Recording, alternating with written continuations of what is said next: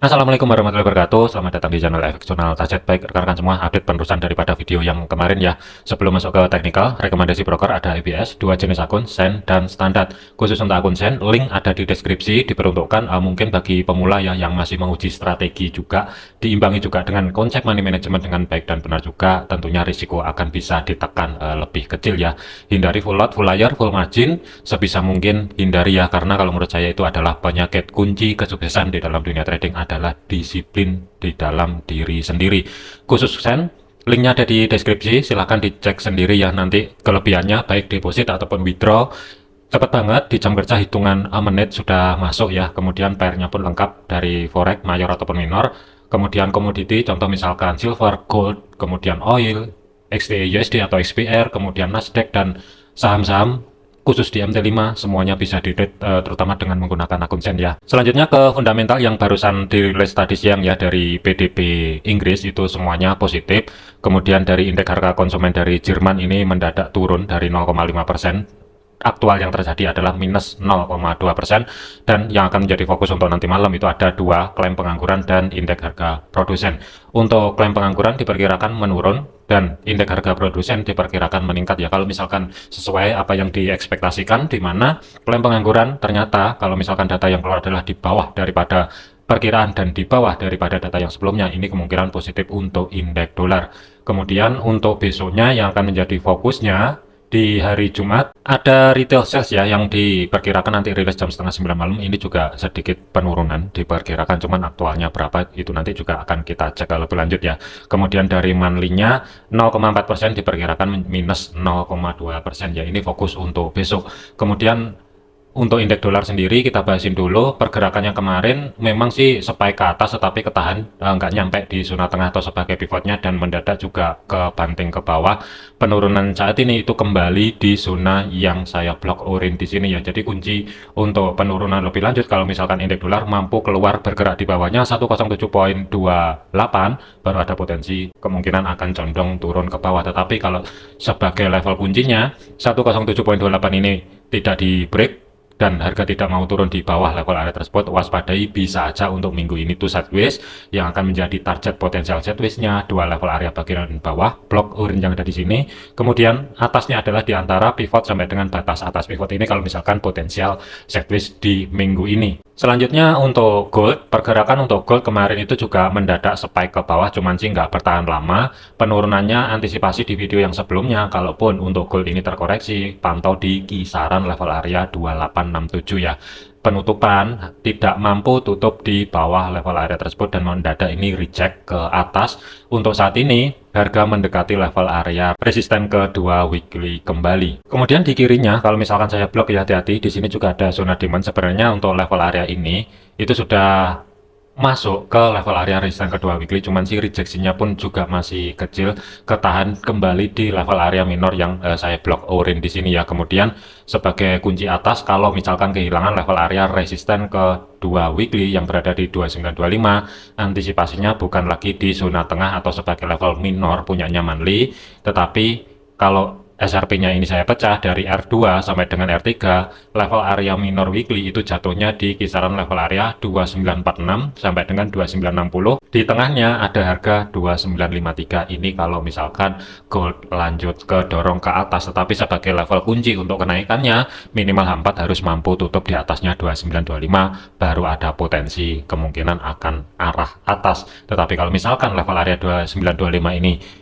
tidak mampu, minimal H4-nya tutup di atas level area tersebut, waspadai bisa aja ini sebelum naik lebih tinggi dari segi time frame kecilnya sideways itu juga bisa terjadi. Jadi kesimpulannya untuk gold, zona pantaunya bagian atas 2925, kemudian di atas level area tersebut ada harga 2946 sampai dengan 2961. Tetapi kalau misalkan kenaikannya untuk hari ini itu 2925 mampu menahan pergerakan, minimal H4 tidak mampu tutup di atas level area tersebut, waspadai potensial terkoreksi dari segi time frame kecilnya kembali yang akan menjadi zona pantau. Blok orange bagian bawah 2900-an ini juga masih tetap menjadi antisipasi, maksimum sementara berada di kisaran kembali ke 2886 sampai dengan 2885. Jadi kemungkinan triggernya nanti malam klaim pengangguran dan indeks harga produsen itu yang akan kemungkinan menjadi trigger untuk gold, apakah lanjut menguat atau dia kembali turun ke bawah. Jadi tetap waspadai aja ya untuk saat ini.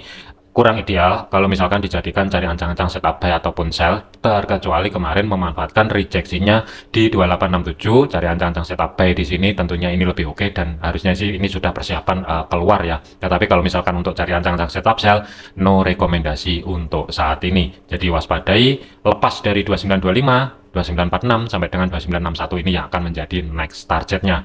Selanjutnya adalah untuk Bitcoin.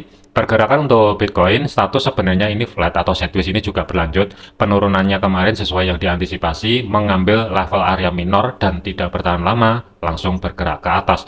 Untuk kenaikannya pun dia juga masih belum berhasil bergerak di atasnya 98.400-an ya, ataupun physical price levelnya 98.500 dan harga ini kembali lagi ke bawah, posisinya berada di 95.600-an lah. Jadi waspadai kalau misalkan malam ini kehilangan level area tersebut, bisa aja ini nanti turun ke zona minor kembali. Kalaupun bertahan, kemungkinan potensial sideways bisa aja berlanjut di antara dua level area 98.500 sampai dengan 95.600-an. Kemudian untuk GBP USD, pergerakan untuk GBP USD harga ini kemarin penurunannya pun juga masih ketahan di zona tengah atau sebagai pivotnya, kemudian naik ke atas, break di zona level area minor, kemudian terkoreksi dan koreksinya itu ketahan di 1.2438 dan harga ini melanjutkan perjalanan ke atas mencapai level area resisten pertama weekly 1.2500. Posisi harga setelah mencapai level area resisten, di mana level area tersebut adalah sentuhan untuk pertama kali untuk minggu ini, ada reaksi turun ke bawah dan harga itu balik lagi ke level area minor.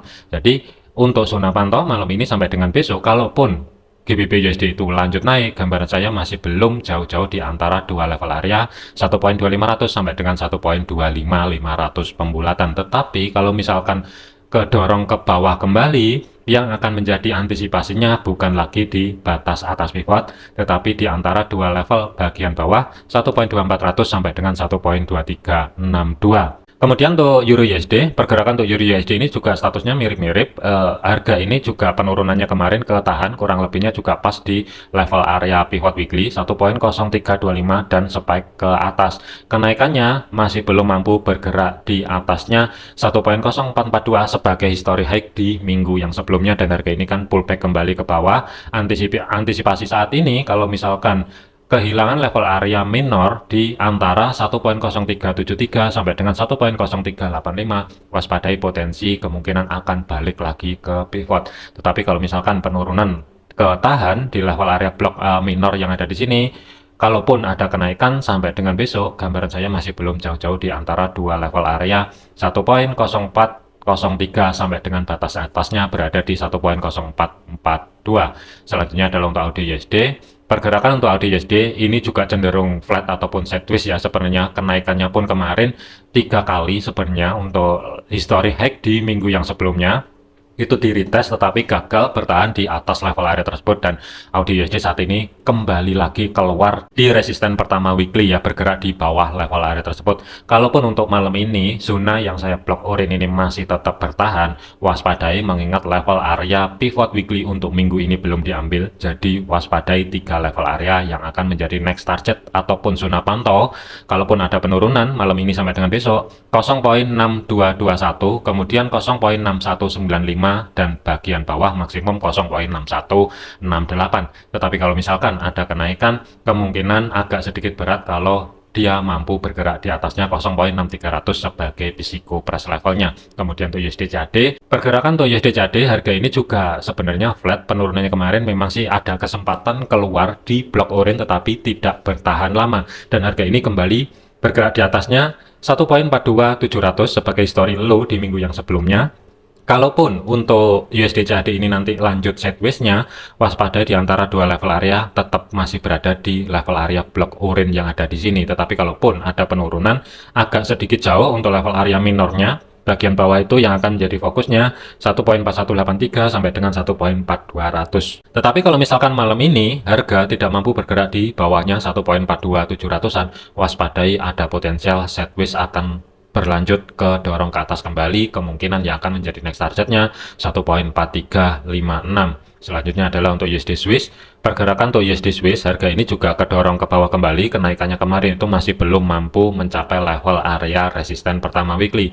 Untuk penurunannya sendiri hati-hati karena ini juga mepet dengan level area minornya 0.9060 sampai dengan 0.9050. Kalaupun sebagai level kunci yang berada di blok merah di sini dari segi time frame H4 minimalnya atau idealnya adalah daily tidak mampu tutup di bawah level area tersebut, hati-hati bisa aja ini nanti pullback ke atas yang akan menjadi next targetnya kembali di antara batas atas pivot dan pivot itu sendiri 0.9100 sampai dengan 0.9122. Tetapi kalaupun ada penurunan lebih lanjut, gambaran saya sampai dengan besok kemungkinan tidak jauh-jauh di antara 0.9034. Selanjutnya adalah untuk USD Yen. Pergerakan untuk USD Yen harga ini juga kedorong ke atas, cuman untuk saat ini itu masih ada sedikit koreksian, tetapi untuk target yang kemarin baik TP1, TP2 harusnya udah clear semua, dan kenaikannya untuk minggu ini itu kan diawali di bawah support 15174 ya, dan ada kenaikan.